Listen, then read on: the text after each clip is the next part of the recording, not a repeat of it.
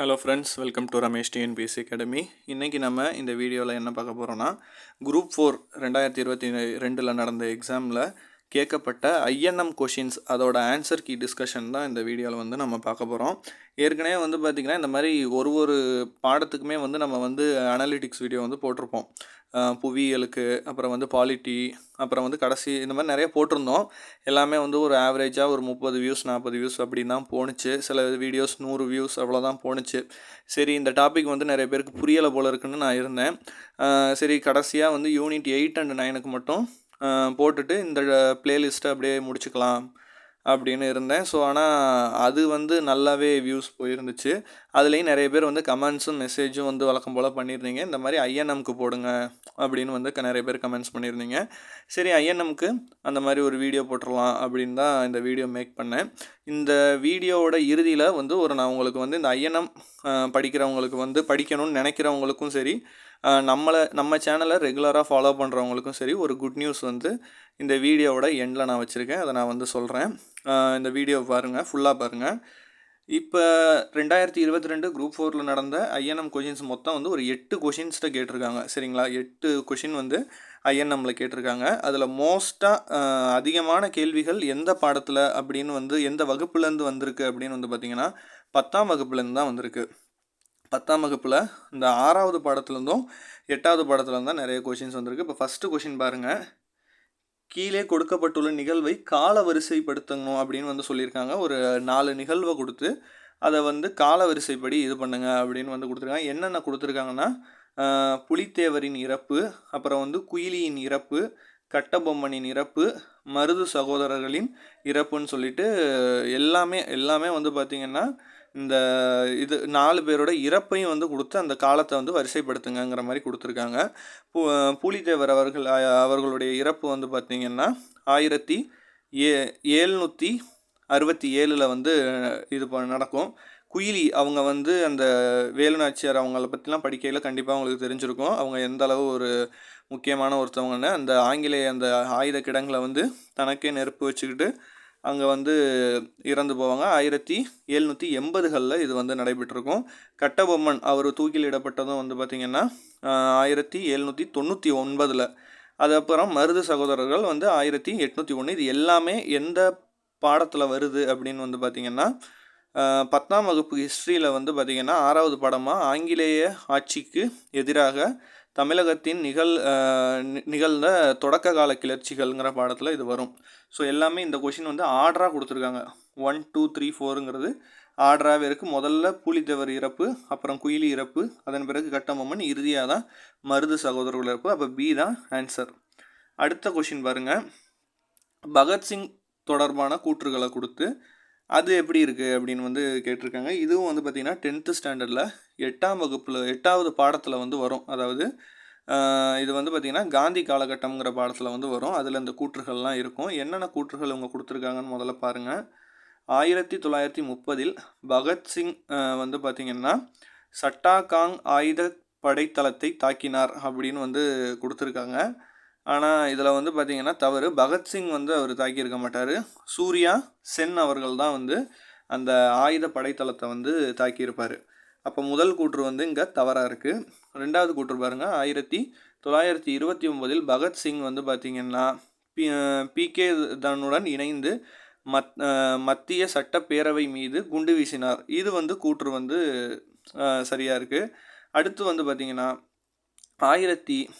1925ஆம் ஆண்டு பகத்சிங் இந்துஸ்தான் குடியரசு படையை நிறுவினார் அப்படின்னு கொடுத்துருக்காங்க. அதை வந்து 1924. அப்புறம் கூற்று 2 மட்டும்தான் சரி.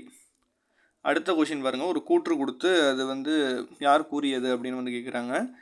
இந்தியா பல்வேறு நம்பிக்கைகளை சமமாக போற்றி மதிக்கப்படும் இடமாக இருப்பதோடு ஒரே தேசிய கண்ணோட்டத்தை கொண்டிருக்கிறதுன்னு கூறியது யாருன்னு கேட்டிருக்காங்க. இது வந்து பார்த்திங்கன்னா 8th சிவிக்ஸில் 3வது பாடத்தில் வந்து பார்த்திங்கன்னா, அதாவது சமய சார்பின்மையை புரிந்து கொள்ளுதல் அப்படிங்கிற பாடத்தில் வந்து ஓப்பனிங்காக அந்த இன்ட்ரோலே கொடுத்துருப்பாங்க. பேஜ் நம்பர் 215 இருக்குது. இதை கூறியது வந்து ஜவஹர்லால் நேரு அவர்கள் தான்.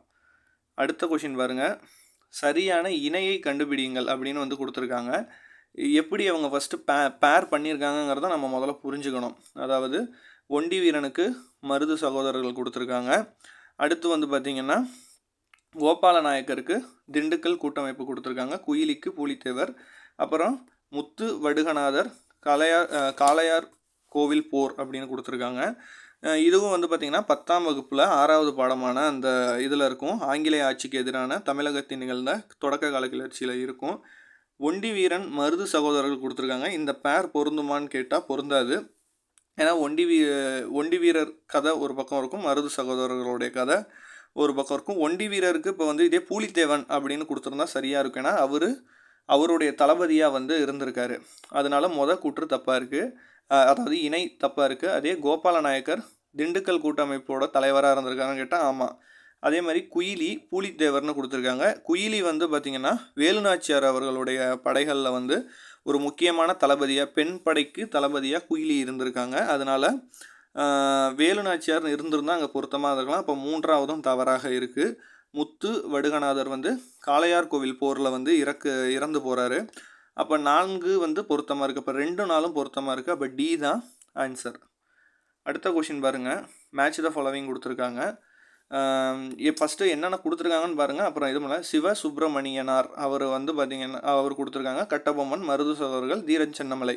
இது என்னென்ன இங்கிட்ட ஆப்ஷன்ஸ் இருக்குன்னா கயத்தார் கோட்டை, அப்புறம் வந்து பார்த்திங்கன்னா சங்ககிரி கோட்டை, நாகலாபுரம், அப்புறம் வந்து திருப்பத்தூர் கோட்டை. அதாவது இதெல்லாம் வந்து அவங்களுடைய இறப்புக்கு அவங்க சம்மந்தமான ஒரு இடங்களாக இருக்குது. இதில் வந்து பார்த்திங்கன்னா இது வந்து பார்த்திங்கன்னா 10ஆம் வகுப்பில் இதுவும் 6வது பாடத்தில் தான் வருது, அந்த ஆரம்ப கால கிளர்ச்சியில் வருது. இப்போ வந்து சிவசுப்பிரமணியனார் இவர்கள் வந்து பார்த்திங்கன்னா நாகலாபுரம், சரிங்களா, ஃபஸ்ட்டுக்கு 3. அப்புறம் வந்து கட்டபொம்மன் எங்கே தூக்கிலிடப்பட்டனா கயத்தார், கான்னு நம்ம ஞாபகம் வச்சுருப்போம். கட்டபொம்மன்னா கயத்தார் கோட்டையில் தூக்கிலிடப்பட்டார். மருது சகோதரர்கள் வந்து திருப்பத்தூர் கோட்டை. அப்போ 3 1 4, சரிங்களா. அப்போ தீரன் சின்னமலை வந்து சங்ககிரி கோட்டை, சரிங்களா. அப்போ 3 1 4 2 அதுதான் வந்து ஆன்சர். ஏ தான் ஆன்சர். அடுத்தும் கூற்று கொடுத்துருக்காங்க. இதை கூற்றை படித்து எது சரி தவறுன்னு பார்க்கணும். பாரதியாரின் இந்தியா வார இதழ் மிதவாத தேசியத்திற்கு குரலாக திகழ்ந்தது. நிறைய பேர் இதில் வந்து பார்த்திங்கன்னா பாரதியார் வந்து வார இதழ் அவர் கரெக்டாக தானே இருக்குது அப்படிம்பீங்க. ஆனால் நல்லா பாருங்கள், மிதவாத தேசியவாதிகளுடைய குரலாக பாரதியார் இருந்தாங்க அப்படின்னு வந்து கொடுத்துருக்காங்க. இது வந்து தவறான ஒன்று. அவர் வந்து பார்த்திங்கன்னா அவர் வந்து ஒரு தேசியவாதி, சரிங்களா. தேசியவாதி தான், மிதவாதம் கிடையாது. அவர் வந்து ரொம்ப தீவிரமான ஒரு தேசியவாதியாக இருந்தார். அவர் வந்து பார்த்திங்கன்னா எக்ஸ்ட்ரீமிஸ்ட் அந்த ரேஞ்சில் இருந்தார். அவங்களுடைய குரலாக வந்து தான் இந்தியா வார இதழ் இருந்தது. அப்போ முதல் கூற்று தவறு, சரிங்களா. அது வந்து சரியாக இல்லை. 1907 சூரத்தில் வந்து காங்கிரஸ் மாநாட்டில் பாரதியார் கலந்து கொண்டார் அப்படிங்கிறது சரியான ஒன்று தான். அப்புறம் வந்து சக்கரவர்த்தினி சுதேசி மித்திரன் பத்திரிகையிலையும் பணியாற்றியாருங்கிறதும் உண்மை தான். தி ஹிந்து பத்திரிகையை வெளியிட்டவர் வந்து பார்த்திங்கன்னா சுப்பிரமணிய ஐயர், சுப்பிரமணிய ஐயர்னு கொடுத்துருக்காங்க. ஸோ மீதமுள்ள 2 3 4 நம்ம 3 கூற்றுமே சரியாக இருக்குது. முதல் கூற்று மட்டும் தவறாக இருக்குது. அடுத்த கொஷின் பாருங்கள். அடுத்த கொஷின் வந்து அதுவுமே கூற்று தான். நிறைய கூற்றுகள் கொடுத்து தான் கேட்டுக்கிட்டே இருக்காங்க. இதுவும் வந்து 10th 6th லெசனில் வந்து வந்திருக்கு. இதுவும் வந்து பார்த்திங்கன்னா என்னென்ன கொடுத்துருக்காங்கன்னு முதல்ல பாருங்கள். பாளையக்காரர் முறை காக்கத்திய பேரரசின் நடைமுறையில் இருந்ததுன்னு கொடுத்துருக்காங்க. ஆமாம், இது வந்து பார்த்திங்கன்னா வாரங்கல் பகுதியை சார்ந்த பிரதாபருத்ரன் அவங்க ஆட்சியில் வந்து பார்த்திங்கன்னா பாளையக்காரர் முறை வந்து காக்கத்திய பேரரசில் நடைமுறையில் இருந்தது. கூற்று 1 வந்து சரி. அப்புறம் வந்து கான் சாஹிப்பின் இறப்பிற்கு பின் பூலித்தேவர் நெற்கட்டுஞ்சேவலை 1764 மீண்டும் கைப்பற்றினார்னு கொடுத்துருக்காங்க. ஆமாம், அதன் பிறகு அவர் மீண்டும் கைப்பற்றார். கம்பெனி நிர்வாகத்திற்கு தகவல் அளிக்காமல் பாளையக்காரர்களிடம் பேச்சுவார்த்தையில் ஈடுபட்டதால் யூசப் கான் துரோகி என்று குற்றம் சுமத்தப்பட்டு 1764 தூக்கிடப்பட்டார்னு கொடுத்துருக்காங்க. அதுவுமே சரியான ஒன்று தான். முதல் 3 கூற்றும் சரியாக இருக்குது. ஒண்டி வீரன் கட்டபொம்மனின் படைப்பிரிவுகளில் ஒன்றை தலைமை ஏற்று வழி நடத்தினாருக்காங்க. நான் ஏற்கனவே சொல்லியிருக்கேன், ஒன்றி வீரன் கிடையாது. இதே அங்கே ஒரு ஒன்றி வீரனுக்கு வந்து கட்டபொம்மன் இதில் அவர் வரமாட்டார், சரிங்களா. அப்போ இது வந்து தவறு. ஸோ இது வந்து தவறு. அவர் வந்து இதே ஒரு பூலித்தேவன் அவருடைய இதில் தலைமை ஏற்று நடந்தார் அப்படின்னா அது கரெக்டாக இருந்திருக்கும். ஸோ கடைசி ஆப்ஷன் மட்டும் தப்பு. அடுத்து ஒரு பத்தி, அதாவது ஒரு பேரா கொடுத்துட்டு அந்த பேரா வகையாகவே ஆன்சர் சொல்லியிருக்காங்க. இது மட்டும்தான் கொஞ்சம் புக்கில் இல்லாமல் டிஃப்ரெண்ட்டாக கேட்டிருந்தாங்க.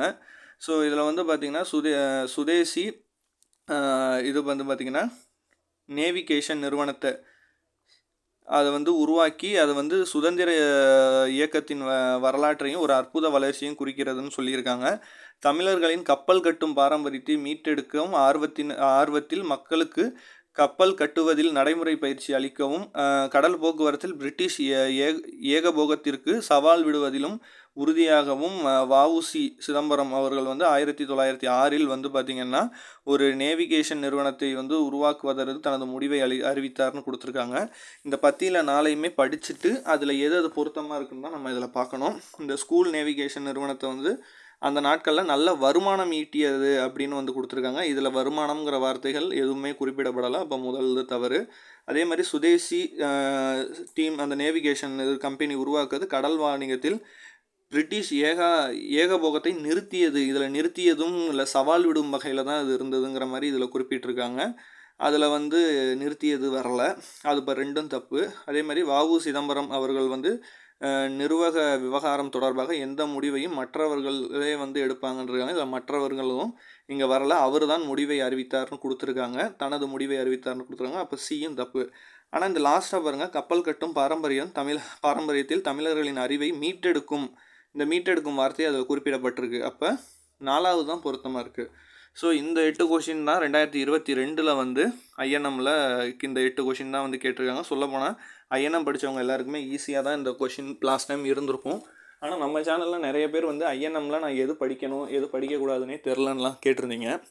ஸோ அதான் நான் வந்து பிளான் பண்ணியிருந்தேன் உங்கள் எல்லாருக்குமே புரிகிற மாதிரி ஒரே வீடியோவில் ஐஎன்எம். அது வந்து கொஞ்சம் கஷ்டமாக தான் இருக்கும். ஆனால் வந்து பார்த்திங்கன்னா நான் ஒரு குட் நியூஸ் சொல்கிறேன்னு சொல்லியிருந்தேன்ல, அது இதுதான். ஒரே வீடியோவில் ஐஎன்எம். ஆனால் அது வந்து ஒரு 4 hours 5 hours இருக்கும். சரிங்களா? ஒரே வீடியோவில் அவ்வளவையும் நம்ம வந்து பார்த்துடலான்னு ஒரு முடிவு பண்ணி நான் பிளான் பண்ணி நோட்ஸ் எடுக்கலான்னு இருக்கிறேன். உங்களுக்கு இன்ட்ரெஸ்ட் இருந்தால் நீங்கள் கமெண்ட் பண்ணுங்கள். இல்லை ஒரே வீடியோவாக வேணாம், எனக்கு வந்து ஒரு 3 வீடியோ அல்லது ஒரு 4 வீடியோவாக பிரித்து டாப்பிக்கை சொல்லுங்கன்னாலும் எனக்கு ஓகே. ஸோ உங்களுக்கு எப்படி வேணுங்கிறத இந்த வீடியோ இவ்வளோ நேரம் பார்த்த நீங்கள் தான் சொல்லணும். கமெண்ட் பண்ணுங்கள். எனக்கு ரொம்ப லென்த்தாக இருந்தாலும் பரவாயில்ல, ஒரே வீடியோவில் எல்லாத்தையும் கவர் பண்ணுங்கள். 6 hours இருந்தாலும் பரவாயில்லனாலும் நீங்கள் கமெண்ட் பண்ணால் நான் மேக் பண்ணி சொல்லித்தரதுக்கு நான் தயாராக இருக்கேன். ஆனால் நீங்கள் கேட்குறது தான். ஸோ நீங்கள் கமெண்ட் பண்ணுங்கள். உங்கள் ஃப்ரெண்ட்ஸ்டையும் டிஸ்கஸ் பண்ணி எப்படி வீடியோஸ் வேணும்னு நீங்கள் கமெண்ட் பண்ணுங்கள். நான் வந்து அதுக்கு மேக் பண்ணி போடுறேன். இந்த வீடியோவை இறுதி வரைக்கும் பார்த்தவங்களுக்கு நன்றி. லைக் பண்ணுங்கள். லைக் பண்ணால் தான் நிறைய பேருக்கு போகும். நிறைய பேர் லைக் பண்ண மாட்டேறீங்க. ஃபீமேல் ஃபாலோவர்ஸ் நிறைய பேர் இருக்கீங்க, லைக் பண்ண மாட்டேறீங்க, உங்கள் ஃப்ரெண்ட்ஸுக்கு அனுப்ப மாட்டேறீங்க. அது மட்டும் இல்லாமல் ஃபாலோவர்ஸ் எல்லாருமே இருக்கீங்க, மேல் ஃபாலோவர்ஸும் இருக்கீங்க, தப்பாக எடுத்துக்காதீங்க. ஸோ நீங்கள் வந்து லைக் பண்ணால் தான் நிறைய பேருக்கு போகும். அதே மாதிரி நிறைய பேர் நோட்டிஃபிகேஷன் வரலான்னு இன்னமும் சொல்கிறீங்க.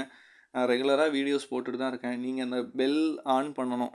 ஆன் பண்ணிங்கன்னா தான் நான் வீடியோ போட்டாலோ போஸ்ட்டு போட்டாலோ உங்களுக்கு காட்டும்.